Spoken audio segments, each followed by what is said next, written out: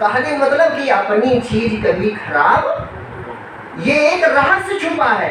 तो जो भक्ति है वो जगत को अपना कर देती, इसीलिए भक्ति वैकुंठ कहा गया, भक्ति को अमृत कहा गया। जैसे ही पता चला कि सो अनन्य जाके यस मत न डरे हनुमंत, मैं सेवक सचराचर रूप रास भगवान। हनुमान जी से कहते हैं कि भक्ति क्या है, ये अनन्य मति, अन्य खत्म हो गया, अन्य माने परायापन खत्म, सो अनन्य जाके यस मति न डरे हनुमंत। ये बुद्धि कभी टलती ही नहीं क्या, मैं सेवक सचराचर रूप रास। अब जब चराचर जगत ही भगवान का रूप है तो किससे द्वेष करोगे, किससे घृणा करोगे? और कोई अच्छा अपना कोई सगा अपना बेटा आपसे अमीर हो जाए तो क्या जलन होगी? और दूसरा हो जाए तो जरूर हो जाती थोड़ी थोड़ी, है ना। अपना सगा जितने उन्नत करे, जितना आगे बढ़े, आपको सुख मिलेगा कि नहीं? ऐसा संतों का भाव होता है। उनके लिए संसार उन्नत, सर्वे भवन्ति सुखिना सर्वे सन्तु निरामया। ये किसी ज्ञानवान की बात है, साधारण पुरुष की बात है नहीं। ये कोई दूसरे को उन्नत नहीं चाहता और इसीलिए उसकी उन्नत नहीं होती।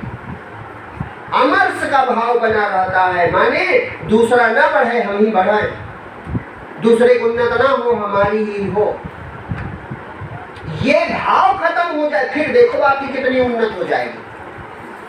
इतनी उन्नत हो जाएगी कि तुमसे ऊंचा कोई बचेगा नहीं। अरे परमात्मा मिल गए फिर ऊंचाई कहाँ करोगे? प्रभु से कोई ऊंचा है, भगवान से कोई बड़ा है? सुख की ही इच्छा तो हम दोनों जड़ होती, जब सुख आंख बंद करके मिलने लगेगा। अच्छा ये बताओ, भगवान सबको देते हैं, अपना कहाँ रहते हैं? क्षीर सागर में, समुद्र में लेते हैं, वो भी आंखें बंद की, और सब काम हो रहा है दुनिया का। और शंकर जी कहाँ रहते हैं? पर्वत पर, न घर न द्वार है महाद्वार।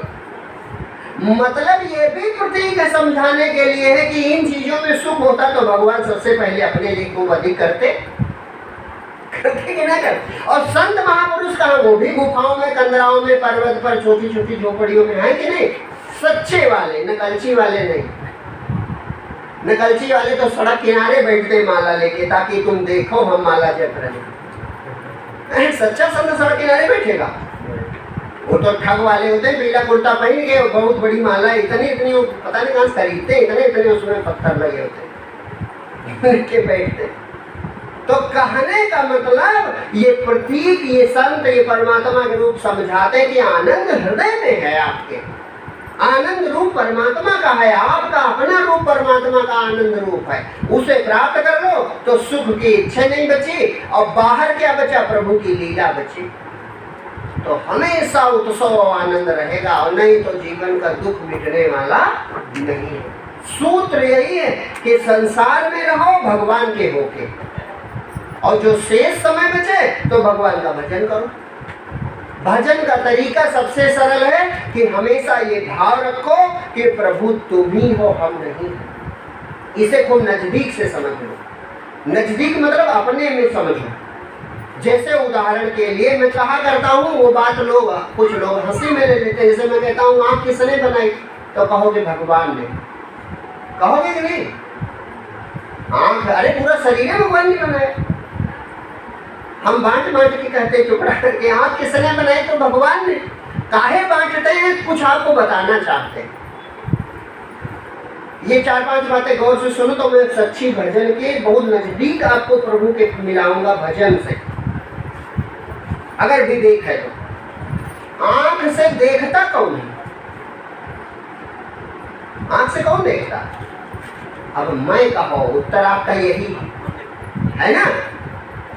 दो हो गए। अब आंख बनाई किसने और देखता हूं, कान बनाए किसने और सुनता हूं, मुंह किसने बनाया और भोजन कौन करता है? अब दो बांट लिया तुमने, मैं और भगवान। अब विचार करो कि जब शरीर में कभी दो का अनुभव हो कि एक का अनुभव हुआ अपने अंदर, आपके अपने अंदर हृदय में, अपने शरीर में कभी दो चीजें, दो शक्तियां अनुभव हुई? एक शक्ति का अनुभव हो रहा है कि दो? या देवी सर्वभूते, शक्ति की परिभाषा या देवी, वो जो शक्ति है कहाँ रहती है?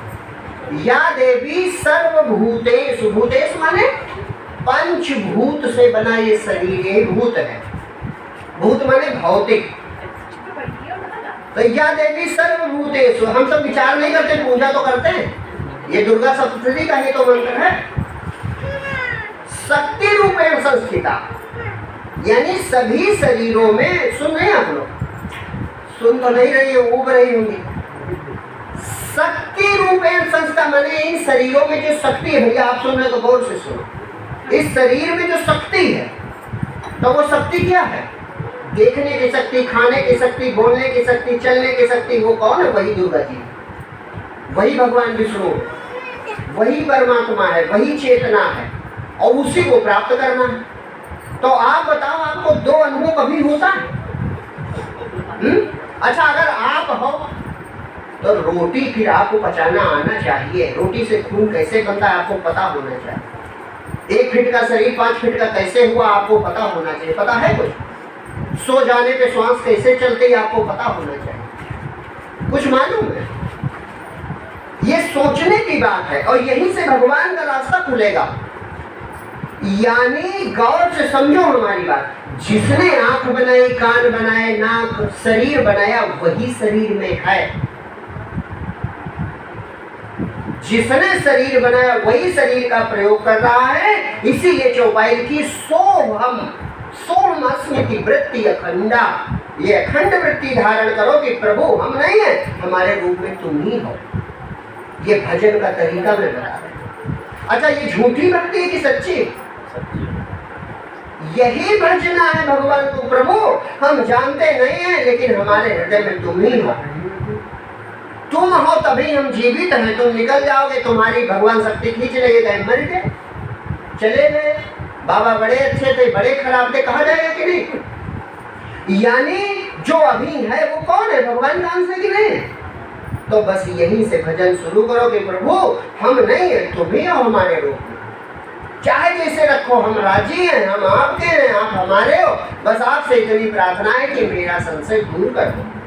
प्रभु आप हमारे हृदय में हो, और आप इतनी कृपा करो कि प्रकट हो जाओ, ताकि हमारा हृदय का अंधकार मिट जाए, आपका हमारा मिलन हो जाए। प्रभु ऐसी दया